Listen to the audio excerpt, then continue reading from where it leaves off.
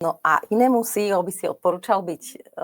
akože keď teraz nás sledujú nejakí riaditelia alebo podobne pracovnú pozíciu majú ako ty, takže tá výhoda byť na LinkedIne je aká pre teba? Ja sa napríklad veľa učím z LinkedInu, čiže cez LinkedIn sa človek vie napojiť na rôzne typy ľudí, rôzne siete, práve akoby že zo zahraničia nejakých trendsetterov a vie sa dozvedieť proste veci a informácie, ku ktorým by sa nedostal.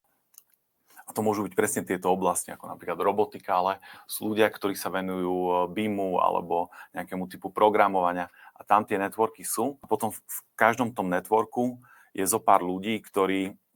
sú akoby tí trendsettery v tej téme, minimálne z hľadiska komunikácie a dávajú akoby, že rôzne typy kontentu, rôzne návody, rôzne školenia, videokontent, alebo sa potom dejú nejaké eventy alebo konferencie, o ktorých by si sa normálne nedozvedela.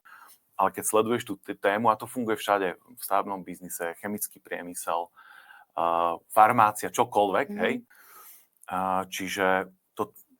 toto je akoby, že jedna veľmi zaujímavá vec, lebo myslím, že Kotler to povedal, že sú iba dve základné funkcie každej firmy a to sú inovácia a marketing, hej.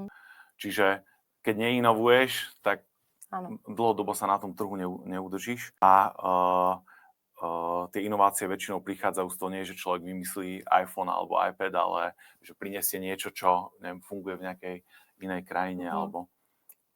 adaptuje niečo z nejakého iného sektora do svojho sektora. Čiže LinkedIn ti pomáha aj v tom, že teda dozvieš sa o nejakých novinkách a v rámci celého sveta, ktoré sleduješ, že zaujímavé profily, kde sa dočítaš veci.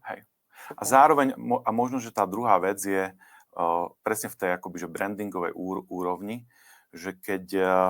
tí klienti, a to je jedno, či ich je 3000 alebo 4000,